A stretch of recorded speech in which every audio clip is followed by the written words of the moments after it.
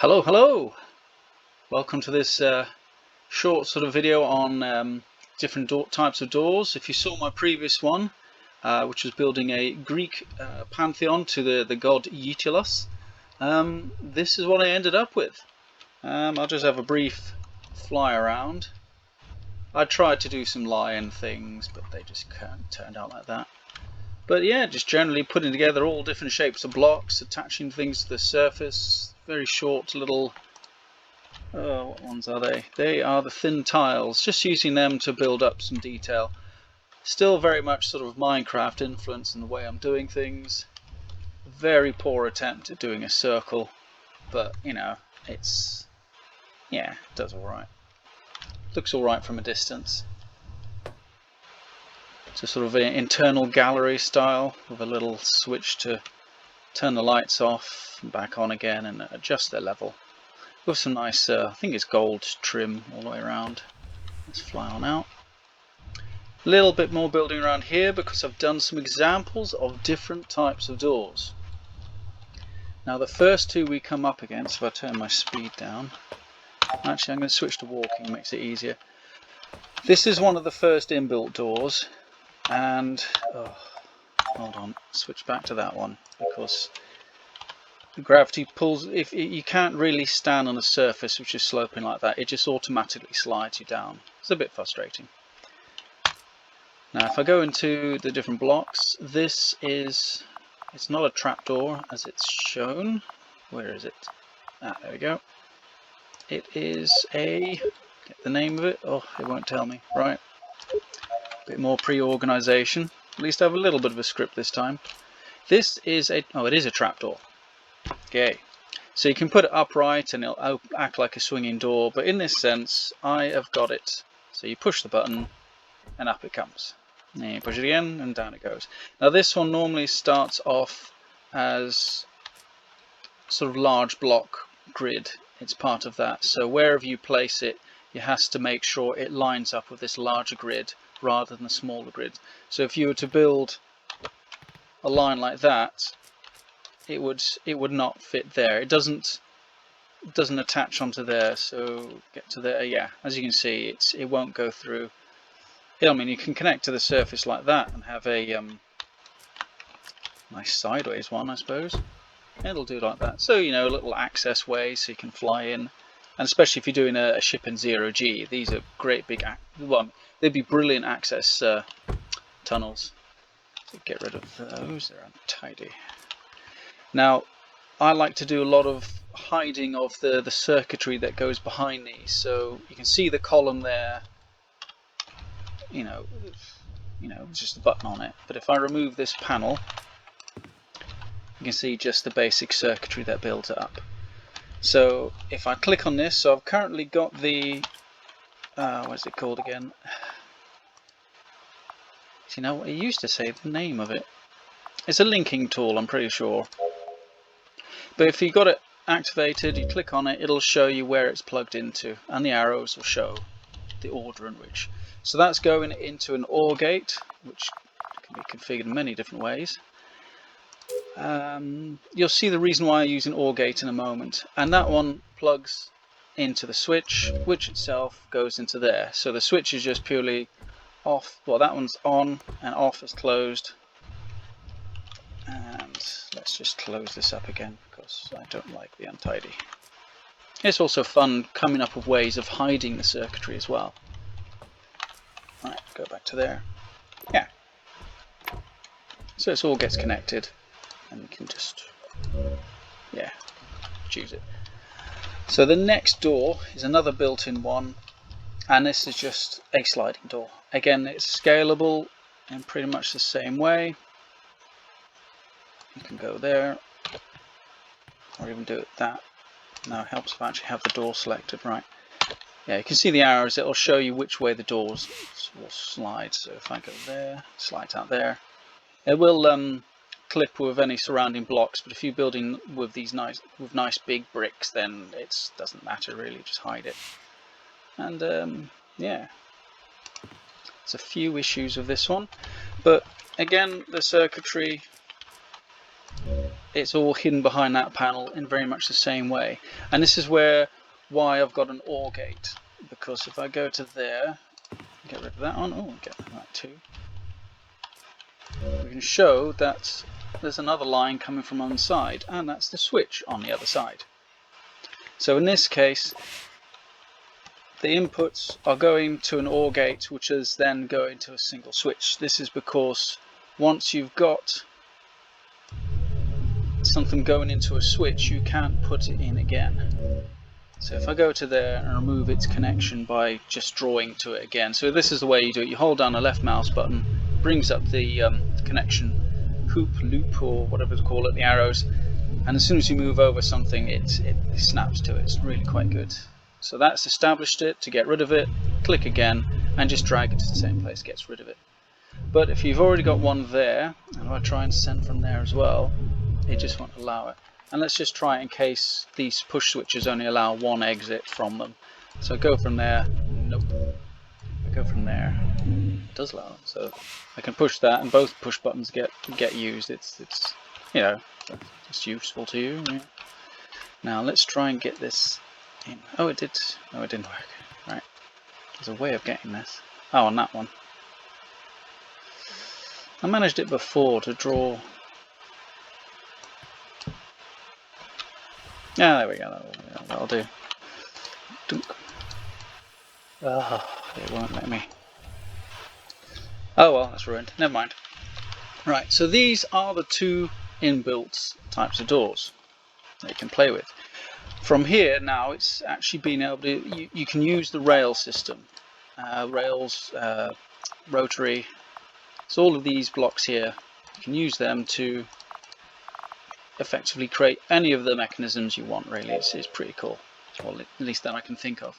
So again, tap the open, and then you can go through, and you can make a really nice split door style. I don't I use two rails which are underneath here. If I get rid of that wall, push the button, you can see the rail system just about there. If I get rid of that one, yeah, there we go. That's what it's sitting on. So if I try and bring up the details of the rails, oops, not that one, that's an add-on. I think the names which pop up to show you what they are, they've been disappeared. They were in previous version, they were there, but they seem to have gone. So go over here and put those out. You've got, this is small grid version, but you've got a large grid. So I can go to there, and you can see that flat plate there. That's where you connect the blocks to, because if I push F, it slides across. Its speed does change depending on how much you've got connected to it, it seems. So again, from there to there. But that is with default placement. If I put down another one, you'll see it always goes to there. So you've actually got to push R to rotate around. So it doesn't. There's no indication as of yet as to which way around the block's going to be. So you just have to trial and error. So now I've got one the other side, and you just arrange them one that side.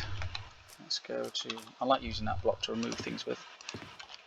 Yeah. So you can see there. That's where the rails sit. It just moves back, and there you go. You've got your door mechanism. Let's try and get this back up. There we go. Now it's really easy to just.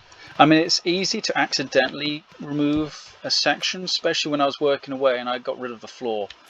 But it's relatively easy just to put it back in and then colour it. So that is those doors. I have one more here.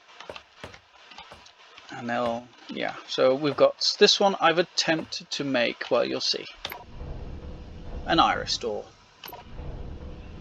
And that is using rotary blocks. If I find them, it's these ones here. So yeah, rotator small. And you can just about see where I've placed it. So there's the block there. You can go into it, and that's more for when you're using a turret, connecting a turret to say, is this the horizontal, the vertical, and all that, and that's part of how you build it up. But I've arranged each of the pieces. Let's see, get rid of that one. You can see the block there. How did I do it?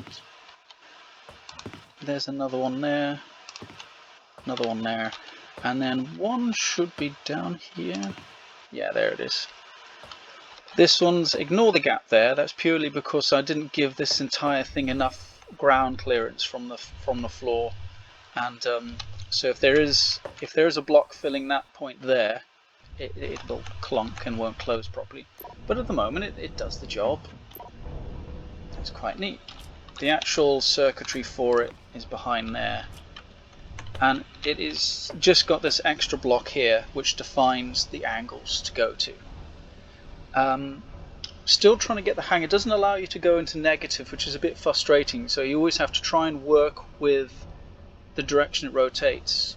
I think it just moves clockwise for now, so you have to fiddle with the system. So if I wanted to go anti-clockwise, so you say the off state is positive and the on state is just a lower number, then it'll go the other way, but you can't use negatives. It would be nice if you could, but for now you can fudge the system and do it this way. And it means you go to the push switch, so you can actually, if you can see the switch. If I click on there, that shows where it goes in. If I click on that one, you can see where it comes from both sides. But you can see the switch on the wall, that one there. Whenever I click here, it changes, and it can interrupt it halfway, so that's quite good. But that is some of the examples of the doors. I mean, it would be nice, I'd like to maybe one day build a really huge one, maybe with the base connector sort of thing, so that you can just build up a large base and then bring in a large iris gate to put over say the front of a shipyard. But that area there is the surrounding for it, because you've got to have somewhere for these blocks to go. If I get rid of that one, you can see the way they move. There's a little bit of clipping at the top. Yeah, I'll fix that up in a moment. Actually, I'll do it now. There we go. Still works. Yay. Now there's something which I won't cover in this video, but hopefully next one, and it's a style of door which is, most people know as a rolling garage door. Now to get that to work, it's going to use a similar mechanism as this one. Now I've forgotten the name of the ship. Let's head in. This is one of the starter ships you get with the game. Canis class interceptor. Apologies, I don't know who designed it originally, but it's a really nice ship. Now one of the features which I quite like is it has a two-stage door to it. So you push the button, the platform goes in, and then it goes up. Now using a simple circuit, even if you use a basic sort of timers to delay the signal from the button, you'll only get up something which will unfold one way. If you push it the other way, it'll still try and do things in the same order. So it would try to expand the platform and then lower the platform, which wouldn't work. But in this case, it's got it so that it can go out and roll out there. Now on the inside you can see where the circuitry is, and it's built into the ship really nicely with these slide out panels. Now that's quite cool. This is for all the turrets. I haven't even looked at that. That just makes my brain hurt trying to figure that out. But this is similar to a system I've done for being able to control a two-stage system, and which could be expanded to multi-stage.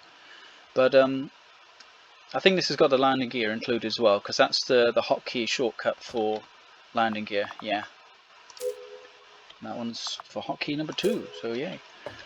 But this part I'm thinking is actually what's controlling it, because it's similar to a system I've used. Now I'll only cover it briefly, so let's fly out.